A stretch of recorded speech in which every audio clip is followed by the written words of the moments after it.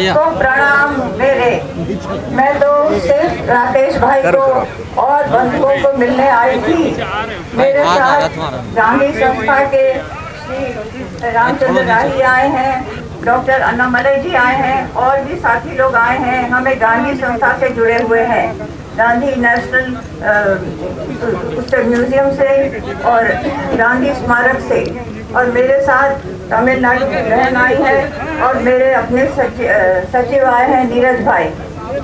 हमें 3 घंटे लगे दिल्ली से यहाँ पहुँचने में, लेकिन ऐसी अद्भुत यात्रा जीवन की कभी नहीं भूलूंगी। और मेरठ बचपन से ही, मेरठ और हापुड़ तो ऐतिहासिक जगह रही है। इधर से गुजरना, जैसे कि मैं अपने पीछे के दिनों में चली गई जब गांधी का युग था और जब मैं बहुत छोटी थी और जब अहिंसा की क्रांति होती थी। आज मैं आप लोगों को नमन करने आई हूँ कि अगर आज हम जिंदा हैं तो आप लोगों के कारण। अगर किसान भाइयों का हित नहीं होता है तो हमारा देश का हित नहीं होगा, मेरा हित नहीं होगा। मैं किसी भी राजनीति दल के लिए नहीं आई हूँ। हमारे साथ कोई पुलिस एस्कॉर्ट नहीं है, कोई नहीं है।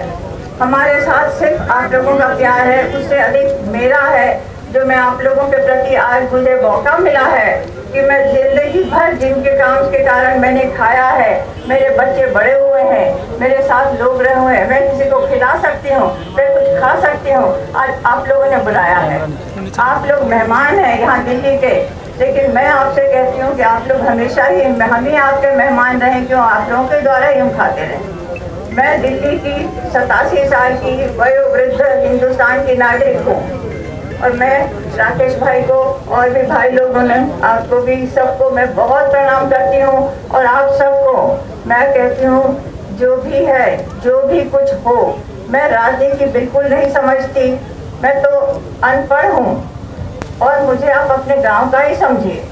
मुझे दिल्ली की हूँ लेकिन समझिए मैं आप लोगों की हूँ। और मैं आप लोगों से कहती हूँ, वयोवृद्ध अवस्था में मैं सिर्फ प्रार्थना करने आई कि सत्य की जीत हो, आप लोगों का जो अभाव है वो पूरा हो। और जो भी देश में हो, मैं सच कहूँ, आपके सामने इतना अनपढ़ व्यक्ति कभी नहीं आया होगा। मुझे गांधी जी की भी मैंने पोथियां नहीं पढ़ी हैं, उनके साथ मेरी 14 साल की उम्र तक अनुभव रहा है। और मातृ शक्ति की भी वंदना करती हूँ जो बहनें यहाँ हैं, कि महात्मा गांधी आज उस जगह नहीं होते, हमारे राष्ट्रीय पिता, अगर उनकी सहधर्मिणी कस्तूरबा ने उनका साथ नहीं दिया होता।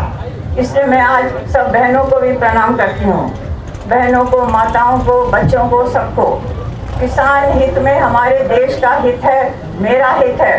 देश दिन सारे जीवन में जो मैं आभार युक्त रही हूँ, आज मैं सिर्फ उन्हीं को जिनसे मैंने दिया है उनको प्रणाम करने आई हूँ। अगर आपका हित नहीं होता है तो हमारा हित नहीं होगा। मैं कानून भी नहीं जानती हूँ, मैं भी एकदम से मैं अंधेरे में समझे तीर चला रही हूँ कि जो भी हो आपका भला हो, भला हो, आपके परिवार का अच्छा हो और आप यहाँ सदा मेहमान बने, अच्छी तरह से रहें, खुश होकर मेहमान रहें। ये एक बात और भी है कि हमने पर्यावरण को इतना दूषित किया है, मन को दूषित न करें। मेरी इतनी विनती है भाई बहनों से कि हमारे जो बच्चे हैं आज वो कल के नागरिक होंगे। राकेश भाई, मैं आपके द्वारा, भाई साहब, आप लोगों के द्वारा ये कहूँगी कि मन की हिंसा को हटाइए। मन की हिंसा होती है वो वातावरण को प्रदूषित करती है। आप लोगों में इतनी सच्चाई है कि आपको हिंसा की भाषा की आवश्यकता ही नहीं है। आपकी जो वजह है, जो आपके कारण है, वो सब इतने, उसमें इतना सत्य है कि सत्य स्वयं ही बोलता है। और मैं सोचती हूँ कि आप लोगों को मेरी तो प्रार्थना होगी, मैं आप लोगों की बहन हूँ, माँ हूँ, आप लोगों की मैं इस धरती की बेटी हूँ। आप लोगों का दिल्ली में स्वागत है, बहुत स्वागत है। मैं आज जो देख के आई, जैसे टेंट है, सब लोग बैठे हुए, भगवान इस उम्र में मुझे ये दर्शन दिया तो मुझे लगता है जैसे मेरा जीवन सफल हुआ।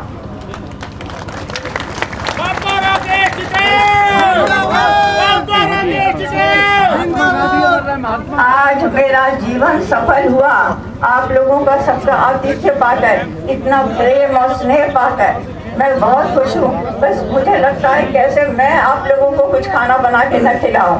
अन्न तो आपका ही होगा, लेकिन बनाने वाली मैं होंगी।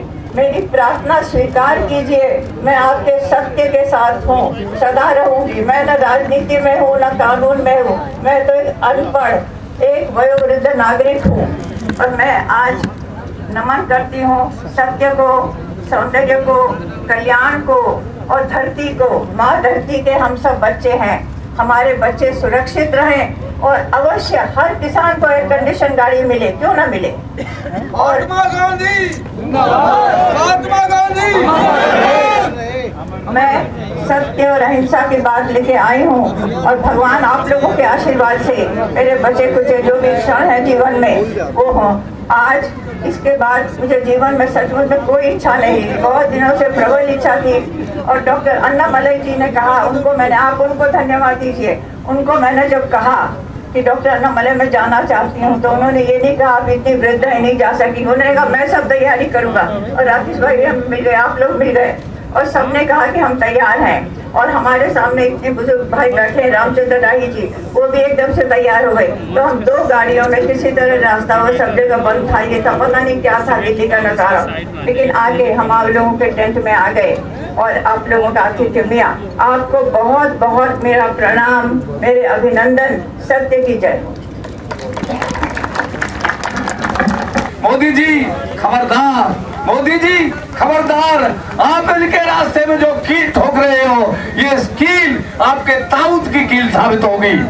दोस्तों, मैं 2 लाइन में जो लिख के लाया हूँ आपको सुनाना चाहता हूँ कि राम राज कहते हो तुम, रावण सा उत्पात मचाते हो, झूठ प्रपंच वंचना का केवल साम्राज्य चलाते हो। कोट कोट मजदूर किसानों को, कोट कोट मजदूर किसान को मुट्ठी भर बतलाते हो।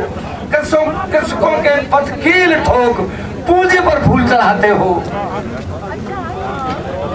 मोदी जी अब राज फांस, आपका पर्दाफाश हो गया, जालिम की खैर नहीं होगी। मोदी जी अब राज फांस, जालिम की खैर नहीं होगी। राम राज में रावण जी की खुली सैर नहीं होगी। हम किसान मजदूर देश को और नहीं लुटने देंगे। हम किसान मजदूर देश को और नहीं लुटने देंगे। अन्नदाता की आन बान सम्मान नहीं मिटने देंगे।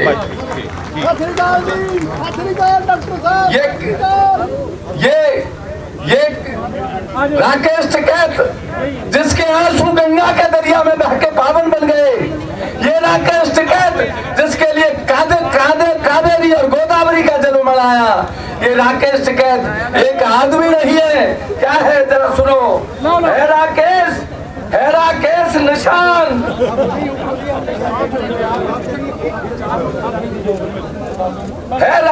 है राकेश निशान देश में उड़ते हटी जवानों का।